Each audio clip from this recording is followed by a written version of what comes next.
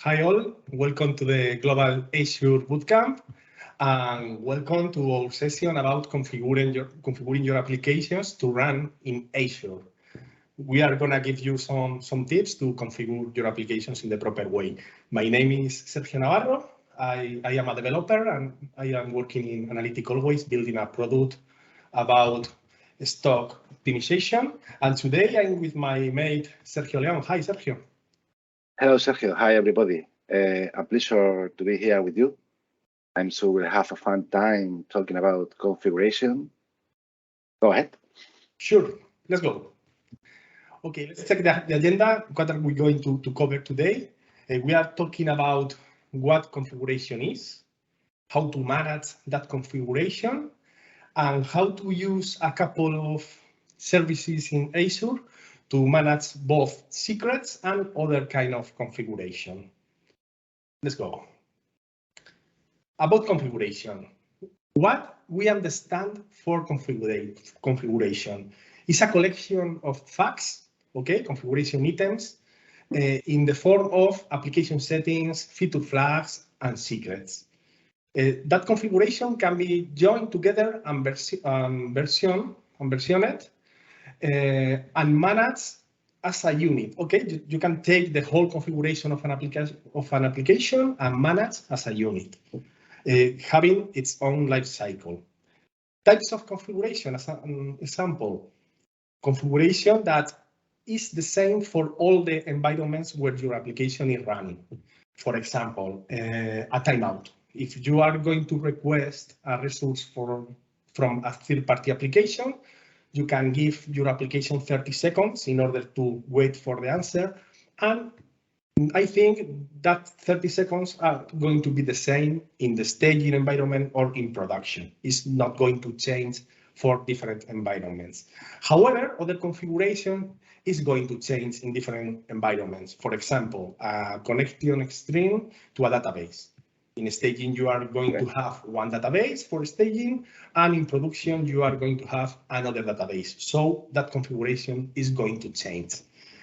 And at the end, we have secrets that we have to manage in a different way. For example, that connection string, even is going to change for different environments, is a secret. So we cannot, for example, store in our code and commit to a Git remote. No, it's not a good practice, and secrets never, we never should share secrets, okay?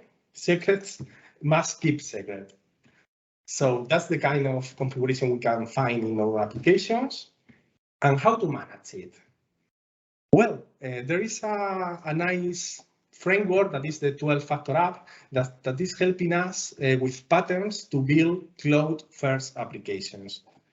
In this framework, they give you several patterns, and one of them is about the configuration. Okay, here you can find this pattern. And what it's saying? It's saying that you must separate configuration from code. You never you cannot hard-code configuration in your code. Okay, you have to read configuration at runtime from the environment or an external source, but never hard-code it in the code. Okay, this is the rule I think we must follow always. And how we manage this configuration in the past? Well, 10 years ago, for example, for sure you remember, Sergio, we used to put configuration directly in configuration files on the server. Okay, I was using .NET Framework and I connect to the server via remote desktop and then open web config and put configuration and update configuration there. Or, for example, in a web app, in app service in Azure, hard coding the configuration in the service.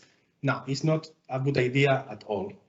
Then later, I started using pipelines, CI/CD pipelines, and I took a different approach about substituting variables during the deployment. Okay, your application have a config file with settings for your computer, and when you deploy in the pipeline the application to the environment, you substitute the variables for values stored in the CI/CD tool. Okay, it's a bit better. Sergio, before continue, I want to remember that if you upload a secret to the repository, you have a problem. Yes. And you should even delete maybe the repository and create it again, because you don't want anyone to have that secret. If the repository is public, it's even worse. Because if you commit a secret, even if you delete later, the history of your repository is going to have the secret there. Yes, okay. It's a good point. Okay, these two approaches I told have some problems. Okay, they are very error prone. You lack the configuration values history, and imagine you have a distributed system or even a microservices system. You are gonna duplicate values in different applications. So it's not the best solution for managing your secrets and your configuration. And here is where Azure comes with a couple of services that can help us a lot. The first one is Azure Keyboard. Let's go with it. It's a cloud service for securely store and access secrets. You know, a secret is something you don't want to share, that must keep secret and has the form of API keys, passwords, connecting strings, certificates, cryptography, and so on. Here in Azure, we have two different types of keyboard containers, the standard and other ones that are premium and can be used to store secrets in hardware, not in software. So it's an extra security you can use, and of course you have to pay. Okay, but if you really have a very important secret, you are able to store it in hardware that is more secure. At this moment, we are using the first one in our current platform. Yes. Okay, so let's see this in action. I have an application written in .NET Core, and I'm going to run it in order to show you. In this application that is a website, I have a couple of secrets, secret 1 and secret 2. And here I show the values for those secrets.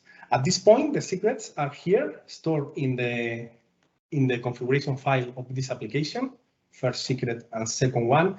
And I want to move those secrets to the Azure Keyboard in order to remove them from the configuration file and follow the best practice and don't commit to the repo those secrets. So in order to do that, we have to include some code. Okay, I have it prepared. And just saying that you are gonna use Azure Keyboard, you have to say the keyboard name that is in the configuration file, but a keyboard name is not a secret at all. So we can store it in our configuration file. And I'm using the default Azure credentials. These credentials are going to work here in my computer using my Azure CLI login. But when you deploy to Azure, you can use, for example, managed identity with these default Azure credentials. Okay, with this. Should we use managed identities in the cloud, Sergio? I think yes. I think today is the best option because it prevents you to create application IDs and secrets and application registrations and so on. So it's the easy way to check your application. Moreover, when you delete the resource in Azure, the associated identity is going to be deleted also with the resource. Also. Okay. So once we have included this, let's execute, and the values are going to be read from Azure Keyboard. But what is happening? My keyboard is empty. So for now, we are going to say the same. Let me check where is my screen. Here. Okay, so as the application that does not find any secret in the keyboard is still using the secrets in my configuration file. Let's create the secrets in the keyboard. Here I have the keyboard I created previously, and in the secrets section, we are going to create secret one with a value of value 1 and enable by default. And also secret 2 with a value of value 2, for example. Okay, and also enable. Okay, they are created so we can run again our application or wait 10 seconds because the reload interval is 10 seconds. So let's see if the values change. Okay, here we are. Have you seen? Yes, perfectly. Even I have the values here in my config file. They are being read from the keyboard. Why? Because the precedence of the configuration in HP core.net. Okay, this is the last provider I have configured because all the other providers are configured by default here. This is the last provider I have configured, so it's the one with the most precedence. Okay? Yes, common service in .NET are amazing. Sergio, it's important to note that Keyboard has a service limit, and if you make too many requests, you will start getting a status code 429. Too many requests. 429. Yes. You will probably have to configure the reference policy and even do some kind of caching if necessary. Yes, this provider is use a cache for the configuration. Okay, and that cache here is deleted and recreated every 10 seconds. This is just for demo purpose. Okay. In a real application, I think 10 seconds is not a too much aggressive. Too small, and maybe you can configure 5 minutes, 10 minutes, or something like that. Okay. Okay. And you cannot only consume Keyboard from .NET. For example, we are going to see. Consume it, for example, in the Azure pipelines. Do you want okay. Yes, okay, go ahead, please. Yes, here I have an Azure DevOps pipelines, and we can create a library of variables, okay? And if we want, we can point to a keyboard. For example, I choose my subscription. Very interesting because you said before, you can use also secrets in a CI/CD pipeline. Of course. Imagine you have to migrate your database during the deployment. Okay, you can consume a connecting string secret in order to execute SQL against your database in the deployment. Once you can choose your keyboard, you can add variables. Okay, and now once I have done this, I can use secret 2 and secret 1 in my pipelines, but I never see the value here in Azure pipelines, and that is great. That is great. And what else, Sergio? I think we can Azure Keyboard from other languages. For example, in Python. If you let me, I am going to share my screen. Okay. Yes, please. We are going to see a very basic example in Python. In this example, like we are loading the keyboard name from a M file, and then we are building the right URL. And very similar to the .NET code, we are creating a separate client, and we are supply a credential, and for the last, we are retrieving the secret.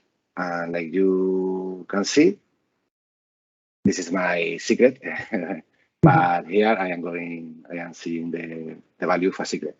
So it's very easy to consume Keyboard, not only from .NET and Python, but also from Java, JavaScript, and the common language. Almost every language. Like and at the end, imagine. you have a REST API.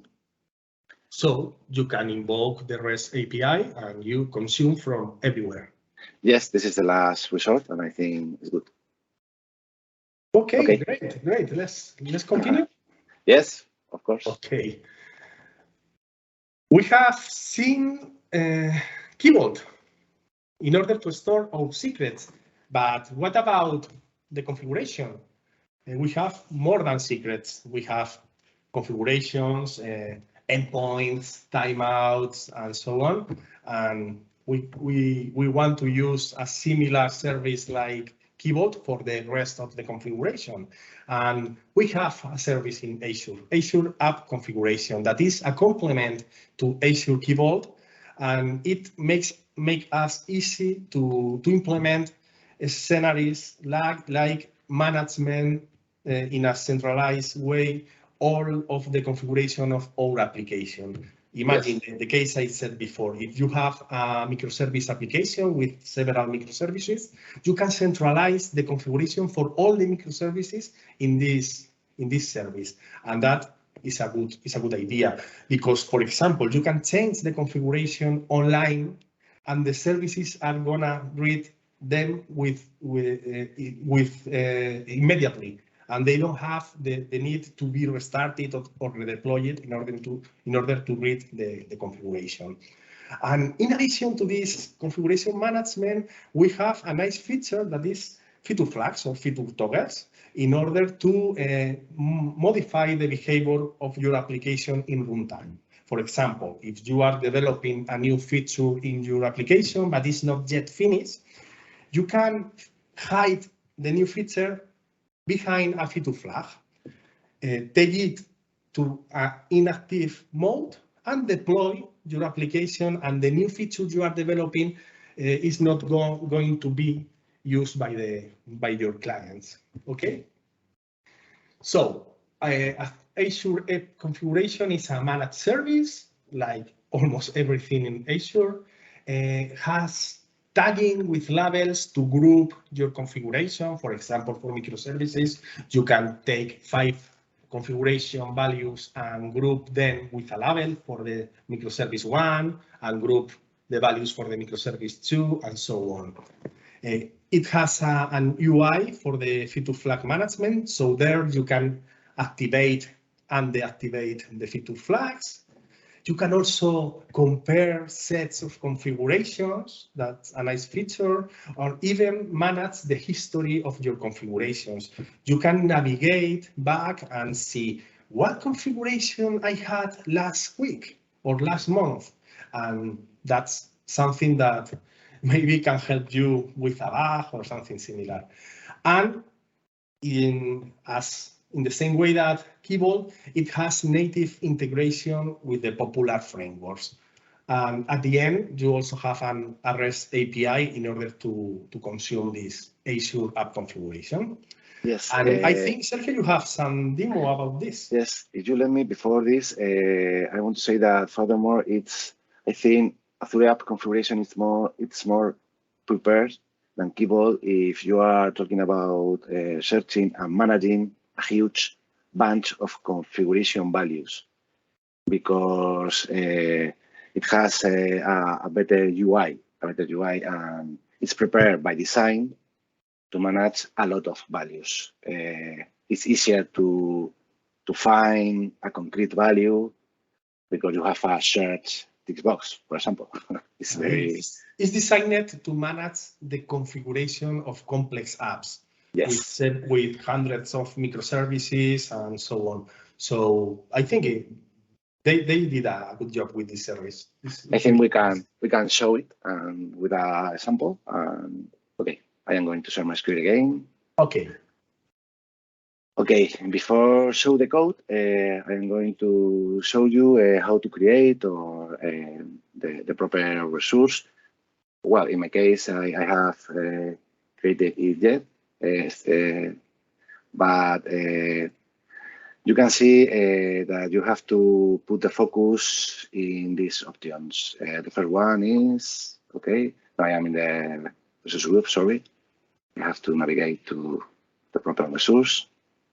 Configuration Explorer. Then you can add values, and you can add a key value and a keyboard reference. A keyboard reference is interesting because you can put here a value that is going to get the value from a keyboard.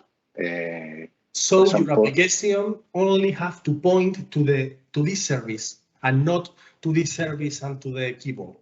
Your application is going to read everything from the app configuration. As an example, you only type the key name, but later you have to configure where are you going to read this value. And in the other side, you can have values directly saved in app configuration like this, global. And the last one is, like you said before, the feature flags. Feature flags has its dedicated part in the UI. This one, and you can create a feature flag. You can enable or disable the feature, and even give it feature filters. Okay, with everything prepared in the code, you have to add these 3 packages: Azure Identity for the application of the application, and the most important one, these 2: Microsoft Azure App Configuration ASP.NET Core and Microsoft Feature Management ASP.NET Core. Then, and very similar like you did before with Keyboard, you have to configure the access to the Azure App Configuration.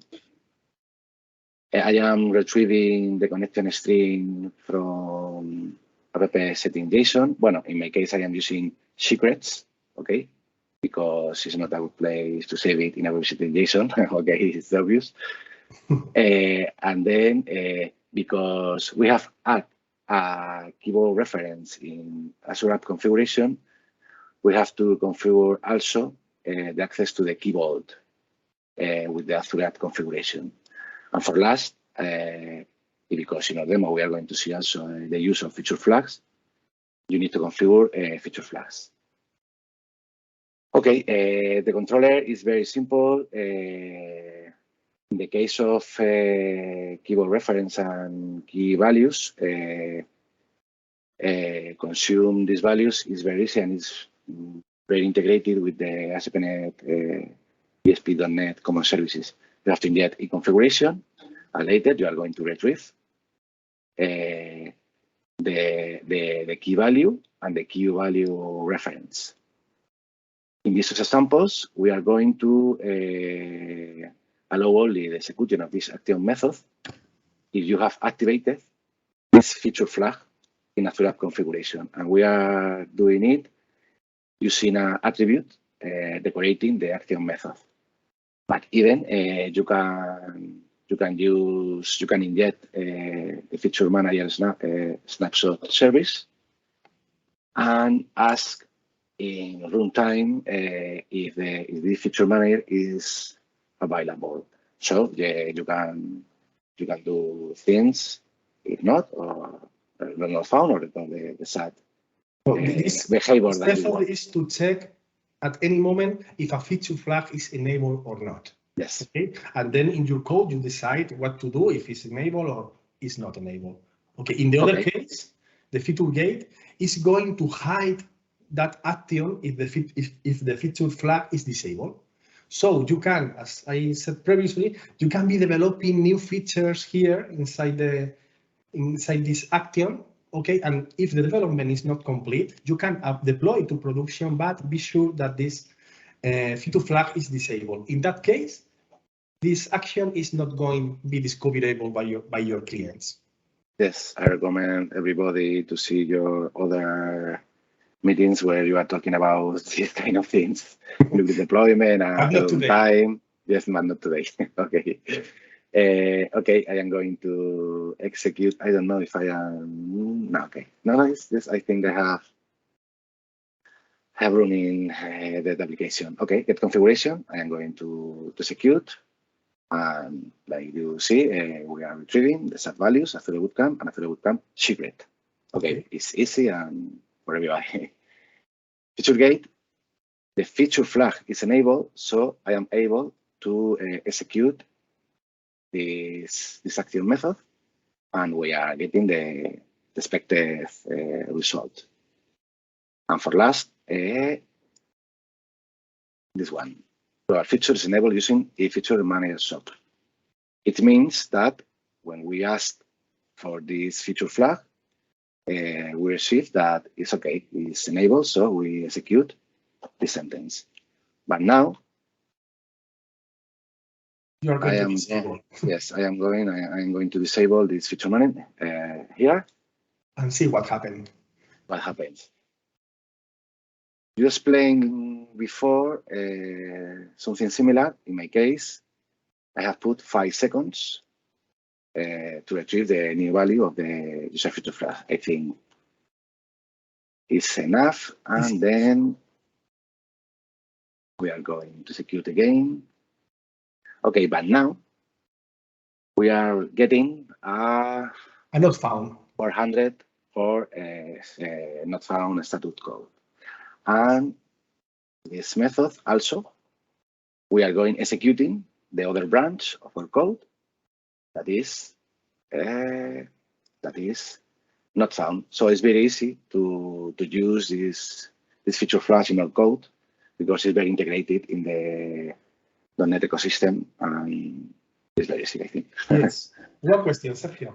Yes. If now you change the value of the secret in the keyboard, it is automatically changed in app configuration because they are linked. Yes, and you should also configure the reset policy for this kind of changes. Okay, great. I'm happy because I wrote a post later when I explained some things about this, but in Spanish. But I think it's a good starting point for talking about this thing. Yes, if you know Spanish, of course. If you know Spanish, of course. Okay, so I'm going to share again my screen. Yes, sure. The presentation. We are almost finishing, and yes, we want to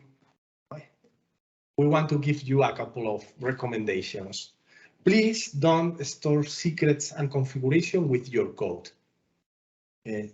Don't hard code your configurations and secrets with your code. You have to read them from runtime from an external source like this Azure App Configuration or Azure Keyboard. Okay, but never hard code that kind of configuration in your code. And I think that's all, Sergio. Yes, I think we have no excuse to work bad with the configuration with these 2 services that Azure give us. So it has been a pleasure for me to share with everybody this meeting, and also with you, Sergio. Thank you very much, Sergio. Bye-bye. Bye-bye. Bye-bye.